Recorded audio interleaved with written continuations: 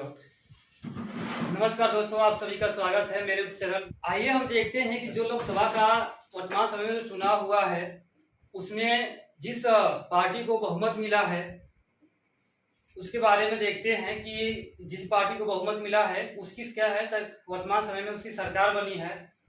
जो सरकार बनी है वो पहले भी सरकार में थी।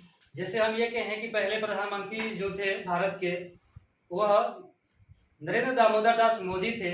वर्तमान समय में उन्हीं को प्रधानमंत्री बनाया गया है, जो यह तीसरी बार बने हैं प्रधानमंत्री। और यह जो पहली बार प्रधानमंत्री बने थे भारत के, पंडित जवाहरलाल नेहरू, उनकी बराबरी किए हैं।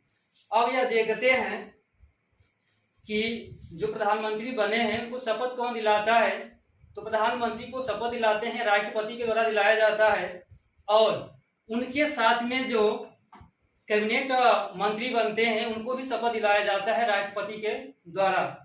अब देखते हैं कि उसके कैबिनेट मंत्री में कितने मंत्रियों ने शपथ लिया है। इसके साथ साथ उन मंत्रियों को ये भी देखते हैं कि जो मंत्री हैं उनको कौन कौन से विभाग मिले हैं और उनको कौन कौन से विभाग के मंत्री बनाया गया है। सबसे पहले यह देखते हैं कि कैबिनेट मंत्री कितने लोगों को बनाया गया है। तो कैबिनेट मंत्री वर्तमान समय में देखा जाए तो जो सरकार बनी है, कैबिनेट मंत्री 30 लोगों को बनाया गया है। जो 71 मंत्री बने हैं उनमें से 30 लोगों को कैबिनेट मंत्री बनाया गया है। उसी तरह से राज्य मंत्री स्वतंत्र प्रभार भी बनाया गया है, उसमें से 5 लोगों को बनाया गया है। उसी तरह से उप मंत्री राज्य मंत्री भी बनाया गया है, उसमें से 36 लोगों को बनाया गया है। अब आइए देखते हैं कि किन किन लोगों को बनाया गया है, उनका नाम देख लेते हैं और उनको कौन कौन से विभाग मिले हैं ये भी देख लेते हैं। तो सबसे पहले यह देखते हैं कि जिनको प्रधानमंत्री बनाया गया है, इससे पहले भी थे, उनका नाम क्या है, नरेंद्र दामोदर दास मोदी है। और इनको भी कुछ विभाग मिले हैं, उन विभाग का नाम भी देख लेते हैं। जैसे परमाणु ऊर्जा अंतरिक्ष विभाग मिला है। जैसे हम ये कहें कि जो अंतरिक्ष में सैटेलाइट भेजे जाते हैं वैसे इनको क्या मिला है, विभाग मिला है, जिसका ये क्या करेंगे, देख रेख करेंगे। इनकी जिम्मेदारी होगी, अगर कोई भी गलती होगी तो इन्हीं को क्या किया जाएगा, सौंपा जाएगा कि आप क्या करें, इसको सुधार करें। अब आगे देखते हैं राजनाथ। जो राजनाथ हैं ये भी एक कैबिनेट मंत्री हैं और इनको क्या किया गया है, रक्षा मंत्री दिया गया है। रक्षा मंत्री में तीनों सेनाएं आती हैं, जैसे थल सेना होती है, वायु सेना होती है, जल सेना होती है। तीनों सेनाएं इसके अंतर्गत आती हैं। जैसे फिर आगे देखा जाए तो अमित शाह को गृह मंत्री सहकारिता मंत्री बनाया गया है। इसके अलावा नितिन गडकरी इसके पहले भी क्या थे, यह सड़क परिवहन मंत्री थे और ये बहुत अच्छे काम किए हैं। इसकी वजह से इनको दोबारा फिर से सड़क परिवहन मंत्री बनाया गया है, ताकि ये और अच्छे से सड़कों का क्या कर सकें, विकास कर सकें। फिर आगे इसमें दिया है निर्मला सीतारमण इसके पहले भी मंत्री थी और यह बहुत चर्चित में थी। अब वित्त मंत्री इनको सौंपा गया है मंत्रालय के तौर पे, एवं कॉर्पोरेट मंत्री भी इनको बनाया गया है। अब आगे देखते हैं सुब्रमण्यम जयशंकर के बारे में। ये भी इसके पहले बहुत ही चर्चा में थे और आज भी चर्चा में है, क्योंकि यह बातचीत करने में बहुत ही अच्छे हैं, क्योंकि यह पहले आईएएस के पद पे रह चुके हैं और जहां भी जाते हैं यह अपने देश का नाम करते हैं, क्योंकि बातचीत करने का जो तरीका है, शैली है, बहुत ही अच्छी है। तो इनको विदेश मंत्री बनाया गया है। फिर आगे हम देखते हैं धर्मेंद्र प्रधान को शिक्षा कौशल विभाग का मंत्री बनाया गया है। मतलब यह विभाग उनको दिया गया है शिक्षा के क्षेत्र में और कौशल विभाग के, ताकि यह इस विभाग में इस क्षेत्र को क्या करें, आगे बढ़ाएं। इसके अलावा फिर कहा गया है, इसमें दिया है अगला जो मंत्री है उनका नाम है सर्बानंद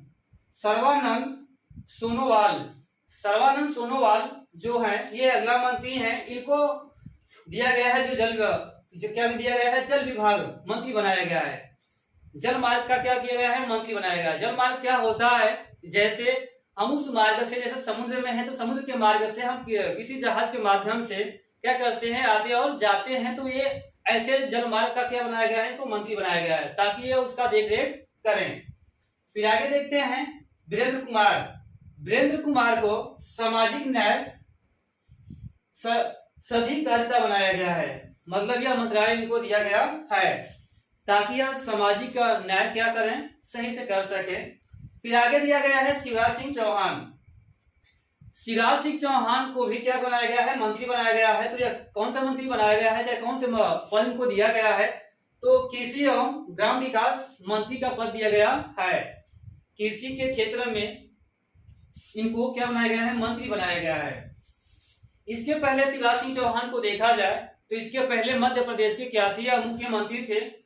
बट सोचा जा रहा था कि फिर से इनको मुख्यमंत्री बनाया जाएगा मध्य प्रदेश से, पर उस समय इनको वहां का मंत्री नहीं बनाया गया, मुख्यमंत्री नहीं बनाया गया। बाद में इनको जब ये चुनाव हुआ है लोकसभा का, तो उसमें यह लोकसभा के सीटों से जीत कर आए हैं वहां से, और सबसे ज्यादा लगभग तीसरे नंबर पे में यह अत्यधिक वोटों से जीत कर आए हैं शिवराज सिंह चौहान। इसके वजह से इनको कृषि एवं ग्राम विकास मंत्री का पद क्या है, दिया गया है, ताकि ये संभालेंगे। फिर आगे इसमें देखते हैं मनोहर लाल। अगले जो मंत्री हैं कैबिनेट, वो मनोहर लाल हैं। मनोहर लाल को जो मंत्रालय सौंपा गया है वो आवास एवं शहरी बिजली मंत्री सौंपा गया है।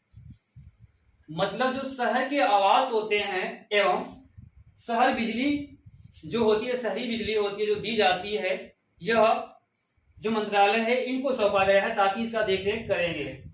फिर आगे देखते हैं अगले मंत्री जो कैबिनेट मंत्री हैं, राजीव रंजन। और इनका एक और नाम है जो ललन सिंह भी इनको कहा जाता है। इनको सौंपा गया है जो मंत्रालय है वह पंचायती राज मत्स्य पशुपालन मंत्रालय सौंपा गया है।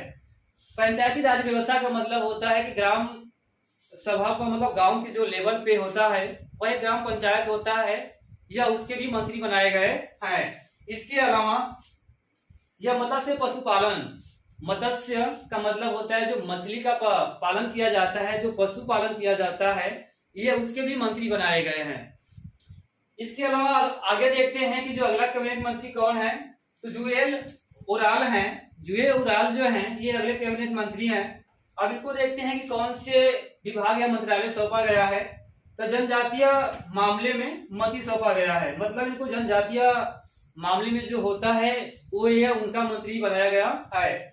अब ये समझते हैं जनजातियां किसे कहते हैं।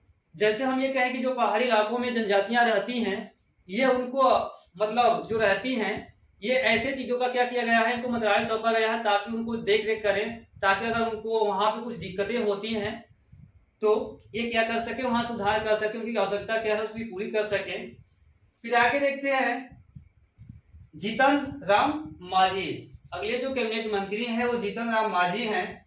जीतन राम मांझी को जो मंत्रालय सौंपा गया है वह है सूक्ष्म लघु यानी कि मध्यम उद्यम। मतलब एक प्रकार का छोटे जो उद्योग होते हैं, सूक्ष्म मध्यम उद्योग जो होते हैं, मतलब छोटे छोटे तौर पे जो उद्योग होते हैं, बहुत बड़े नहीं, ऐसे मंत्रालय किसको सौंपा गया है, जीतन राम मांझी को। फिर अगले कैबिनेट मंत्री को देखते हैं, इनका नाम है जगत प्रकाश नड्डा। अगले जो कैबिनेट मंत्री हैं उनका नाम है जगत प्रकाश नड्डा, और इनको जो मंत्रालय सौंपा गया है वह मंत्रालय है स्वास्थ्य मंत्री। स्वास्थ्य मंत्री का मतलब यह है कि जैसे कोई भी व्यक्ति बीमार पड़ता है और कहीं पे हम ये कहें कि दवाओं का अभाव होता है, चाहे कहीं पे अस्पताल नहीं होते हैं, लोगों का अगर मांग बढ़ती है, चाहे वहां अस्पताल की आवश्यकता होती है, तो यह क्या करेंगे, उसमें देखरेख करेंगे, चाहे वहां पे दवाओं का उपलब्ध कराएंगे ताकि जो लोगों का स्वास्थ्य है वो अच्छा हो सके। फिर अगला देखते हैं चिराग पासवान। चिराग पासवान यह बिहार का रहने वाले हैं, यह लोकसभा का ये भी चुनाव लड़े और जीते हैं। अब इनको क्या बनाया गया है, खेल मंत्री। खेल मंत्री के साथ साथ एक और कार्यभार सौंपा गया है, खाद्य प्रसंस्करण मंत्री भी बनाया गया है। जो खाद्य प्रसंस्करण होता है खाद्य से संबंधित, उनका भी इनको मंत्री बनाया गया है। और इसके अलावा खेल मंत्री भी बनाया गया है।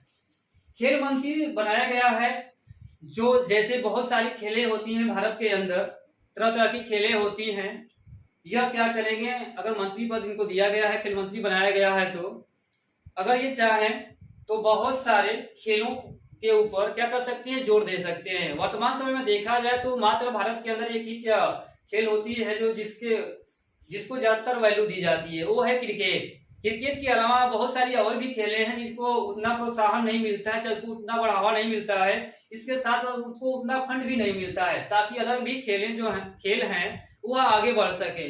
अगर हर प्रकार के खेलों को प्रोत्साहन दिया जाए, उसकी सहायता किया जाए, तो उसमें हर खेल में क्या है, खिलाड़ी आगे बढ़ते रहेंगे। तो चिराग पासवान को खेल मंत्री बनाया गया है।